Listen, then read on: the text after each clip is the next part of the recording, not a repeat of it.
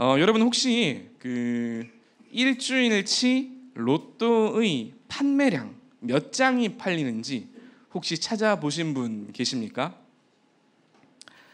저도 말씀을 준비하면서 궁금해서 한번 찾아봤거든요. 놀랍게도 일주일 동안 7일 동안 무려 1억 장이 넘게 팔린다고 합니다. 일주일 동안 1억 장이 넘게 팔린다고 하고요. 그 일주일치 판매액이 그러니까 1천억이 넘는다고 해요. 연간으로 따지면 대략 6조 원 가량이라고 합니다.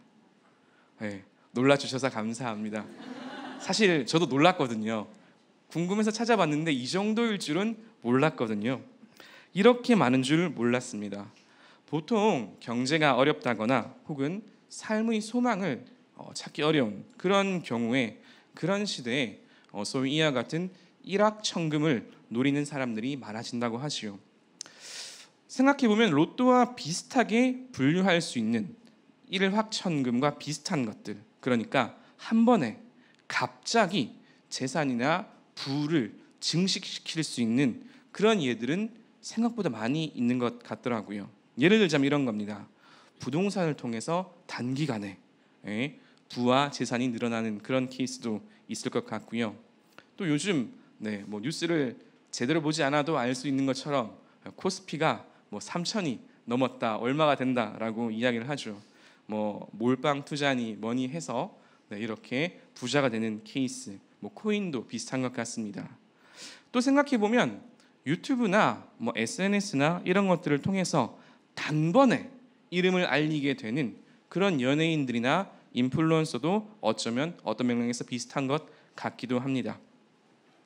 혹여나 드리는 말씀이지만 이와 같은 사람들이 전혀 노력을 하지 않았다는 것이 절대 아닙니다.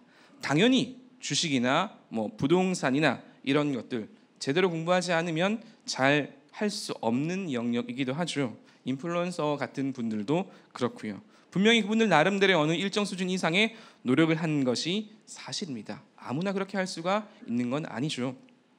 그래서 저는 그런 분들의 노력이나 그 이룬 경지들을 결코 폄하하거나 무시하거나 그런 것들이 아닙니다.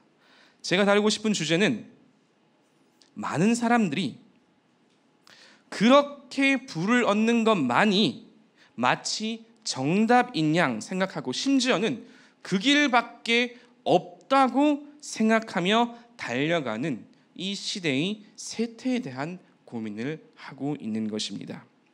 저는 이런 현상으로 인해서 나타나는 보다 본질적인 근원적인 문제를 조금 함께 고민해보고 여기에 대해서 신앙적인 방향성들을 함께 찾아보고 고민해보고자 합니다.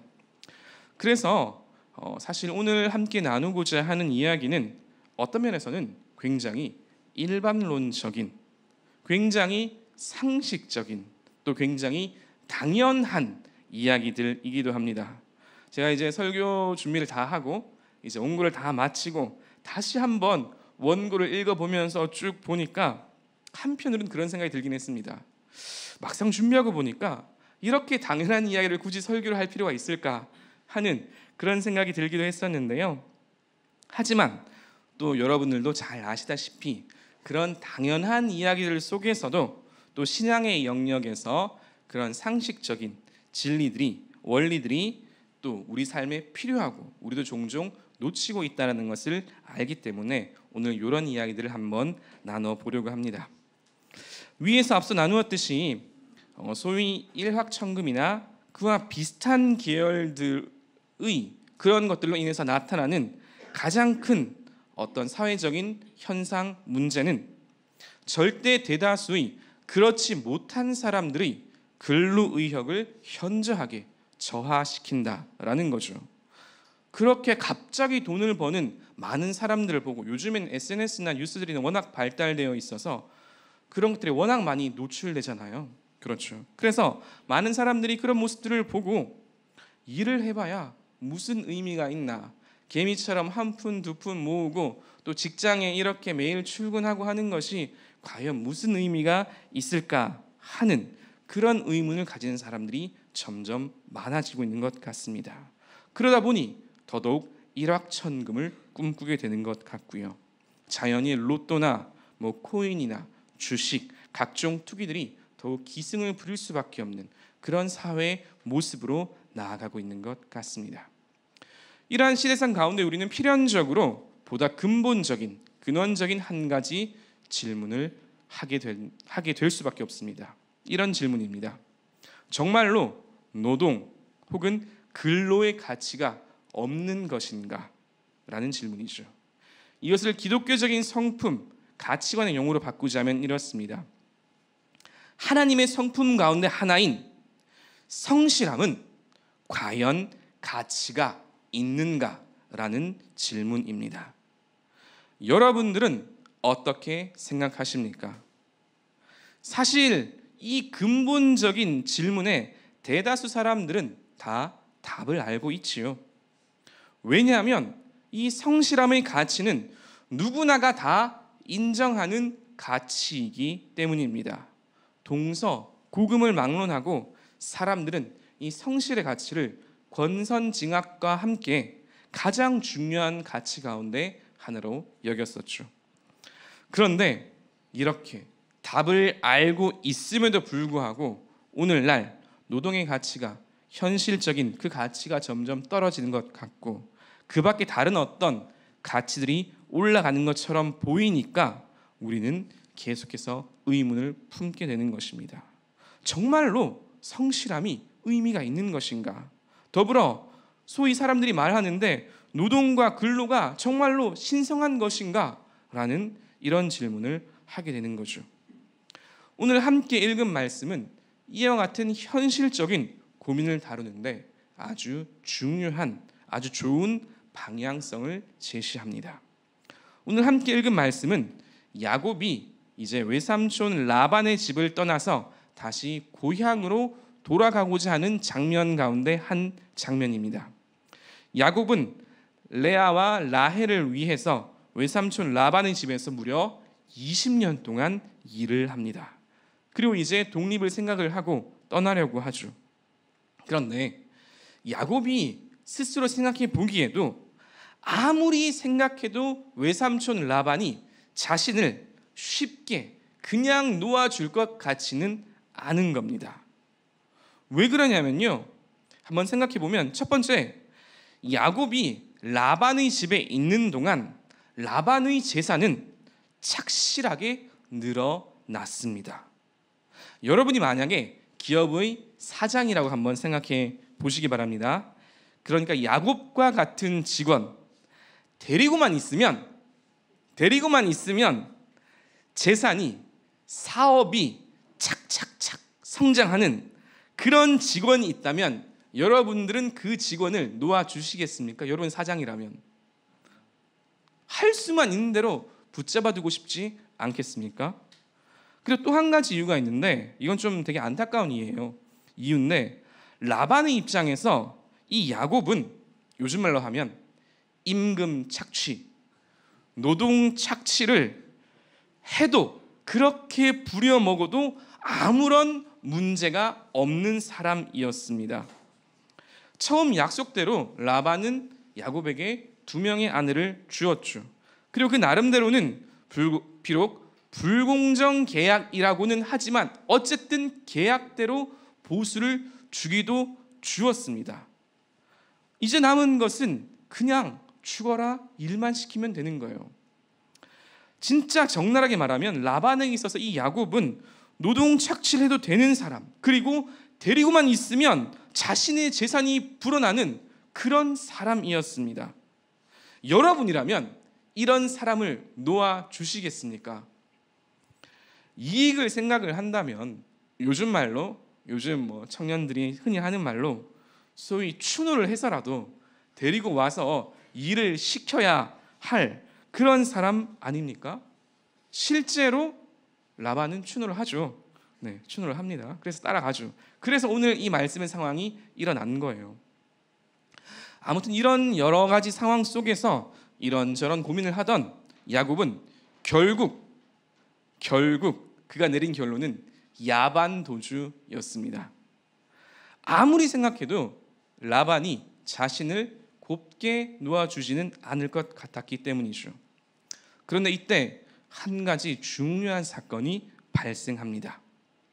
라반의 딸 그리고 야곱의 아내인 이 라헬이 도망치던 도중에 아버지 라반이 아끼던 우상 드라빔을 훔칩니다. 드라빔은 쉽게 말해서 그 집안의 어떤 터주신, 집안의 수호신, 우상 뭐 이런 거라고 생각하시면 됩니다. 고대 가나안의 풍습 가운데 하나는 아버지의 드라빔을 소유한 사람은 그 부모의 축복과 재산을 상속받는다라는 그런 속설이 있었습니다. 그래서 라헬은 아버지의 드라빔을 훔쳐서 가져갔던 것이죠. 실제로 라반이 사흘 길을 그렇게 급하게 추격하여서 야곱을 따라잡은 후에 하는 말도 다른 게 아니라 가장 먼저 드라빔을 훔친 것, 이것을 추궁합니다. 라반은 이 드라빔을 자신의 수호신처럼 여겼으니까요. 하지만 라반은 야곱에게서 그 드라빔을 발견할 수 없었습니다. 왜냐하면 라헬이 자신의 말 안장 아래에 숨긴 드라빔을 숨긴 후에 지금 자신이 생리 중이라서 이제 일어날 수 없다라고 둘러댔기 때문이죠. 라반이 야곱의 온 가족을 다 둘러보았지만 이 드라빔을 찾을 수 없게 되자 이제 반대로 야곱이 라반을 책망하게 되는데, 그는 지금까지 라반의 집에서 일하면서 고생했던 그 모든 울분을 담아서 라반을 책망합니다. 오늘 함께 읽었던 이 말씀이 바로 그 장면입니다. 제가 세 번역으로 야곱 부분을 읽어볼 건데요, 좀 깁니다. 36절부터 42절까지니까. 그런데 여러분, 야곱의 20년치 울분이라고 생각을 하시고 한번 상상하시고 들어보시기 바랍니다. 야곱은 화를 내며 라반에게 따졌다. 저의 허물이 무엇입니까? 제가 무슨 죄를 지었다고 불길처럼 달려들어서 저를 따라오신 것입니까? 장인어른께서 저의 물건을 다 뒤져보았는데 장인어른의 물건을 하나라도 찾으셨습니까? 장인어른의 친족과 저희 친족이 보는 앞에서 그것을 내어놓아 보십시오. 그리고 장인어른과 저 사이에 누구에게 잘못이 있는지 이 사람들이 판단할 수 있게 해 주십시오. 제가 무려 20해를 장인어른과 함께 지냈습니다. 그동안 장인어른의 양떼와 염소떼가 한 번도 낙태한 일이 없고 제가 장인어른의 가축대에서 순양 한 마리도 잡아다가 먹은 일이 없습니다. 들짐승에 찢긴 놈은 제가 장인어른께 가져가지 않고 제 것으로 그것을 보충하여 드렸습니다. 낮에 도둑을 맞든지 밤에 도적을 맞든지 하면 장인어른께서는 저더러 그것을 물어내라고 하셨지요. 낮에는 더위에 시달리고 밤에는 추위에 떨면서 눈 붙일 겨를도 없이 지낸 것, 이것이 바로 저의 형편이었습니다. 저는 장인어른의 집에서 20해를 한결같이 이렇게 살았습니다. 두 따님을 저의 처로 삼느라고 10년 하고도 4년을 장인어른의 일을 해드렸고 지난 6해 동안은 장인어른의 양떼를 돌보았습니다. 그러나 장인어른께서는 저에게 주셔야 할 품삯을 10번이나 바꿔치기 하셨습니다. 내 조상의 하나님, 곧 아브라함을 보살펴 주신 하나님이시며 이삭을 지켜주신 그 두려운 분께서 저와 함께 계시지 않으셨으면 장인어른께서는 저를 틀림없이 빈손으로 돌려보내셨을 것입니다. 그러나 하나님은 제가 겪은 고난과 제가 한 수고를 몸소 살피시고 어젯밤에 장인어른을 꾸짖으셨습니다. 읽는 거 좀 읽어봤는데 20년을 묵혀온 이 야곱의 울분이 조금 느껴지십니까? 그런데 이 오늘 말씀에서 이 드라빔 사건이 이토록 중요한 이유는 결과적으로 이 사건을 통해서 야곱이 드디어 라반을 향한 발언권을 얻게 되었다라는 점입니다. 원래 야곱은 생각해 보시면 사실 야곱은 지금 야반 노주에 대한 변명을 해야 할 그런 처지였습니다. 라반에게 말도 안 하고 두 딸과 그 재산들을 가지고 그냥 밤에 도망쳐 나왔으니까요. 원래는 변명을 해야 할 처지였었죠.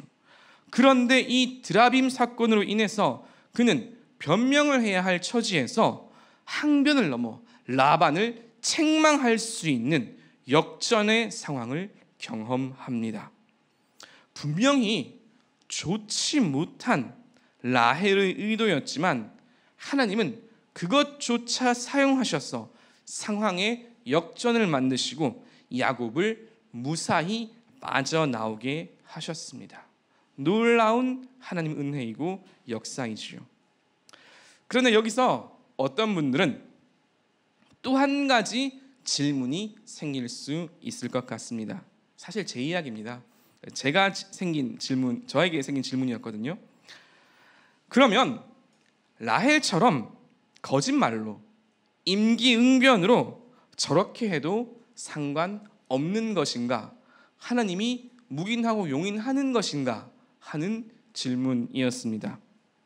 여러분들은 어떻게 생각하십니까? 사실 저는 이 드라빔 사건은 관점에 따라 다양한 해석의 여지가 있다고 봅니다. 일단 이 사건의 피해자는 누가 보더라도 이 드라빔 사건만 보고 말할 때 누가 보더라도 피해자는 라반이 맞죠. 그러면 굳이 분류를 할 때 가해자는 누구입니까?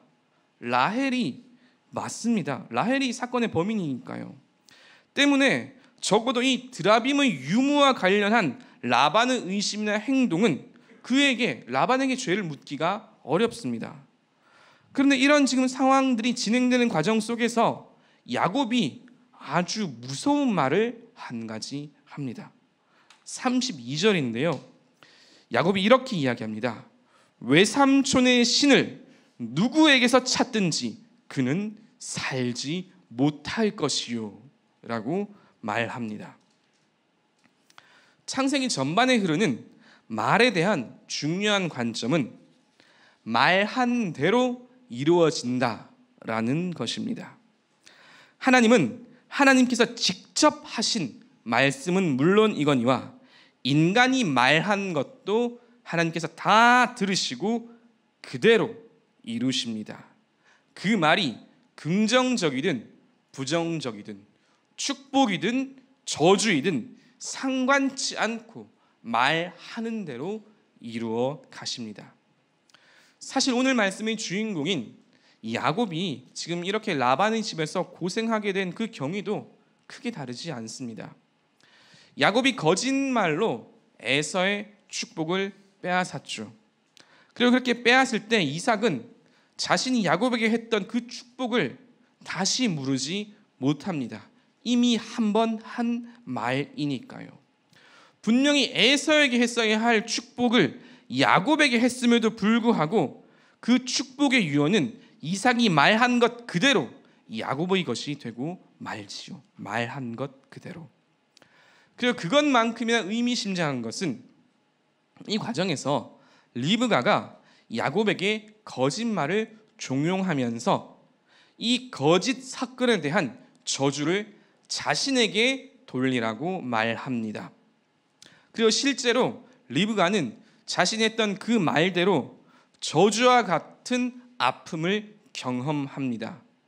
무슨 아픔, 무슨 저주일까요? 바로 이 사건으로 인해서 리브가는 그녀가 그토록 편애했던 야곱을 그녀가 죽을 때까지 다시 보지 못합니다.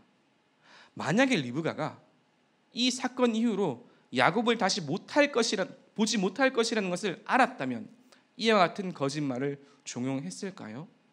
그렇지 않겠죠. 그녀는 그러한 불의한 거짓말을 계획하지 않았을 것입니다. 이처럼 창세기에 나타난 하나님은 입술의 말을 그대로 이루시는 분, 그리고 그 말을 통하여 결국 정의를 이루어 가시는 분이십니다. 그리고 이러한 흐름은 이 드라빔 사건에서도 비슷하게 나타납니다.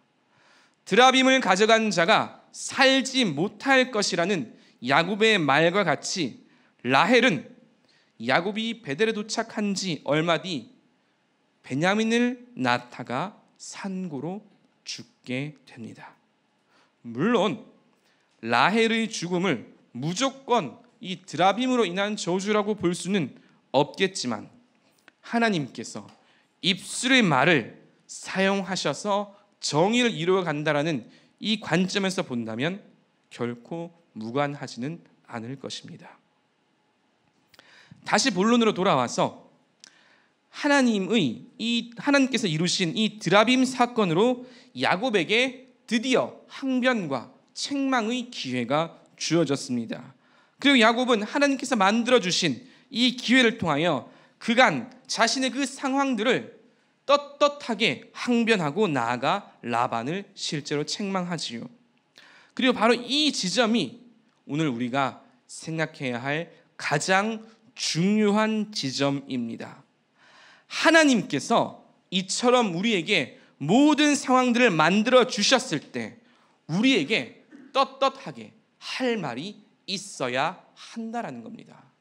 하나님께서 상황을 만들어 주셨을 때 할 말이 있어야 한다는 것입니다. 다행히도 야곱에게는 우리가 지금까지 본 것처럼 할 말이 있었죠.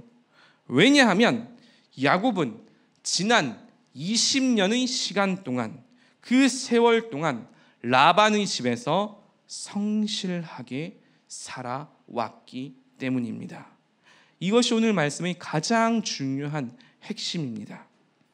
만약에 야곱이 라반의 집에 있는 그 20년의 세월 동안 또다시 그의 별명처럼 요령을 피우고 잔꾀를 부리고 거짓말을 하며 그 20년의 시간을 보냈다면 그는 절대로 오늘과 같은 이 상황 속에서 떳떳하게 항변할 수도 책망할 수도 없었을 것입니다. 하지만 그는 이 20년의 세월을 성실의 훈련을 받으면서 보내왔습니다. 거짓말과 요령과 잔꾀가 특기인 이 야곱에게 20년이라는 시간은 그가 얼마나 많은 성실의 연단을 받아왔는지 단적으로 보여주는 장면이기도 하지요. 그리고 이와 같은 야곱의 변화와 성실함은 결정적인 순간에, 오늘 말씀처럼 이 결정적인 순간에 지금까지의 모든 억울함을 호소할 수 있는 힘이 되었습니다. 인생의 불변의 법칙, 진리와 같은 것 가운데 하나는 성실한 자만이 자신의 억울함을 호소할 수 있다는 것입니다. 반대로 말하면 지난 세월 동안 그가 성실하지 않았다면 그 누구도 그 사람의 억울함이나 호소에 귀를 기울여 주지 않을 것이라는 무서운 말입니다. 야곱이 라반에게 이렇게 당당하게 말할 수 있었던 이유 역시 그가 지난 20년의 세월 동안 성실하게 살아왔기 때문입니다. 시간이, 세월이 곧 근거입니다. 그리고 이것은 영적인 진리에도 마찬가지이죠.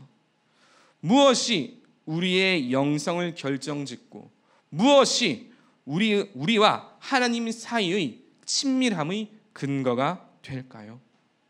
그것은 곧 시간입니다. 우리가 얼마나 하나님과 함께 시간을 보내었는지, 다시 말해 찬양과 기도와 말씀과 예배, 우리의 시간을 얼마나 많이 쏟았는지에 따라 하나님과 우리 사이의 친밀함 그리고 영성의 그 깊이가 결정됩니다. 이 사람이 진짜 기도하는 사람인지 하나님과 깊은 관계 가운데 있는 사람인지 확인하는 가장 분명한 방법 가운데 하나는 이 사람이 얼마나 하나님과 그 관계성에 많은 시간을 쏟고 있는지를 보는 것입니다. 하나님과 만나는 그 예배의 시간, 예배자를 귀하게 여기는지, 말씀을 읽는 것에 얼마나 힘을 쏟는지, 기도하는 시간을 구별해 두는지, 이런 것들을 통해서 그 사람의 영성이 어떤지 분별할 수 있는 정말 최소한의 기준이 된다라는 거죠. 말을 아무리 잘한다 하더라도, 아무리 논리적인 설교를 한다고 하더라도, 뭘 잘한다고 하더라도 하나님과 보내는 시간이 깊지 않고 많지 않은데 무엇으로 그 사람의 영성을 분별할 수 있겠습니까? 시간이 곧 증거이며 그 시간을 채워가는 성실함이 곧 증거입니다. 제가 아버지처럼 존경하는 한 목사님이 계십니다. 이제 은퇴를 얼마 앞두고 계신데요. 여전히 그분은 이제 활발하게 활동을 하고 왕성하게 사역을 하고 계십니다. 막 북한도 막 왔다 갔다 하고 막 여러 가지 막 일도 많이 합니다. 근데 한 번은 제가 물어본 적이 있어요. 제가 아버지처럼 존경하기 때문에 조금 편하게 물어봤습니다. 아니 목사님 왜 그렇게 열심히 사십니까? 라고 제가 이렇게 물어봤었어요. 그 목사님을 제가 이제 아버지처럼 여기고 목사님도 저를 아들처럼 여기니까 되게 좀 편하게 물어봤었는데, 그래서 그렇게 종종 물어볼 때마다 목사님께서도 수십 번, 수백 번을 반복해서 저에게 해주신 말씀이 있습니다. 이렇게 딱 이런 워딩이었어요. 김 목사, 억울하지 않으려면 열심히 해야 해. 최선을 다해야 해. 라고 말이죠. 여러분은 이 말에 동의하십니까? 솔직히 저는 동의하지 않았습니다. 오히려 반대로 생각을 했죠. 아니 열심히 하니까 억울하지, 대충 했으면 안 억울하지 라고 말이죠. 교회에서 일하면서 또 여러분들도 사회에서 이런저런 일들을 하시면서 직장에서 다 아시지 않습니까? 일도 많지만 소위 억울하게 욕을 먹어야 할 때도 참 많이 있죠. 근데 그게 제일 속상한 게 열심히 하고 욕 먹을 때가 아닙니까? 그러면 속에서 그런 생각이 듭니다. 아니 내가 이거 왜 이렇게 열심히 했지? 대충 했으면 억울하지라도 않지 라고 말이죠. 근데 목사님 밑에서 배우면서 억울하지 않으려면 최선을 다해야 한다라는 이 말이 무슨 의미인지 조금씩은 깨닫게 되었었습니다. 제가 깨달은 그 첫 번째는 하나님 앞에서 최선을 다해야 한다는 것이었습니다. 나중에 죽어서 제가 하나님께서 저를 부르셨을 때, 제가 그 앞에 섰을 때, 심판대 앞에 섰을 때 무슨 말을 할 수 있을까요? 예수님 믿으니까 천국엔 갔는데 하나님께서 혹여라도 귀희야, 내가 너에게 이러이러한 은사도 주고 뭐 이러저러한 것도 허락해 주고 이러저러한 상황들도 만들어 주었는데 너는 뭐 했냐? 라고 물어보면 적어도 그때 할 말이 있어야 하지 않겠습니까? 하나님 제가 부족한 거 너무 잘 아는데 그래도 저 나름대로 열심히 살았어요. 속된 말로 하나님 저 뺑이 치지 않았어요 라고 그렇게 말할 수 있으려면 오늘의 삶에서 죽을 똥 살 똥 정말 열심히 살아야 하지 않겠습니까? 그래야 그때 좀 덜 억울하지 않겠습니까? 그리고 또 한 가지는 우리 자신을 위해서입니다. 성실하지 않으면, 최선을 다하지 않으면 나중에 남는 것은 결국 후회밖에 없지요. 그때 좀 더 열심히 할 걸이라고 말이죠. 최선을 다한 사람은 고백할 수 있습니다. 후회 없이, 아쉬움 없이 일을 하고 사역했노라고 말이죠. 물론 우리 최선이 때로 하나님 앞에서 또 사람들 앞에서 얼마나 대단하겠냐마는, 그러나 적어도 이러한 성실함의 마음과 태도로 하나님과 또 내 앞에 주어진 그 많은 일들에 임해야 한다는 것은 너무나도 분명합니다. 이제 말씀을 정리합니다. 오늘 말씀 제목이 시간은 거짓말을 하지 않는다입니다. 서두에 이야기한 대로 오늘날 많은 이들이 시간을 들이는 노력, 성실함의 가치에 대해서 의문을 품습니다. 내가 하는 이 일이 정말로 그만한 시간과 정성을 들일 수 있는 일인가? 그러한 가치가 있는 일인가? 뿐만 아니라 나의 이 성실함이 과연 나에게 다시 돌아올 것인가? 혹은 그 모든 시간이나 성실의 시간들이 혹여라도 헛수고가 되지는 않을까 하고 걱정합니다. 그러나 사랑하는 성도 여러분, 그리고 청년 여러분, 시간은 절대로 거짓말을 하지 않습니다. 야곱이 한때는 거짓말로 살아왔을지라도 그가 라반의 집에서 보낸 세월은 그에게 거짓말을 하지 않았습니다. 그때의 성실함과 노력이 있었기에 그는 억울함을 항변할 수 있었고, 나아가 당당하게 라반을 책망할 수 있었습니다. 다르게 말하면 억울하지 않으려면 성실해야 합니다. 설교 도입에서 일확천금의 이야기를 했었는데, 생각보다 많은 이들이 오늘날 이 일확천금의 꿈을 품고 살아가죠. 가장 비근한 예로 소위 5,000원의 행복이라는 말로 그 뒷주머니나 지갑에 로또 5,000원을 이제 사놓고 토요일 밤만 기다리는 사람들이 있지요. 물론 그것도 다 나쁘다고 말할 수는 없죠. 그것도 나름의 위로나 위안이 될 수는 있으니까요. 그러나 대다수의 사람들에게 진짜로 필요한 것은 그런 유행이 아닌 삶의 시간 속의 성실함입니다. 우리가 살아가는 이 진짜 현실은 일확천금의 이야기가 아니라 성실한 자의 성공 스토리가 훨씬 더 중요하고 필요하지요. 여러분들의 삶의 자리에서 성실함으로 살아가고 계신 우리 성도 여러분, 청년 여러분, 여러분들 정말 잘 살고 계신 것입니다. 하나님께서 여러분들의 성실함을 보시고 은혜 베푸시고 축복하실 것입니다. 왜 일확천금일까요? 그만큼 수가 적기 때문입니다. 그 적은 수의 유행이 기대기 때문이지요.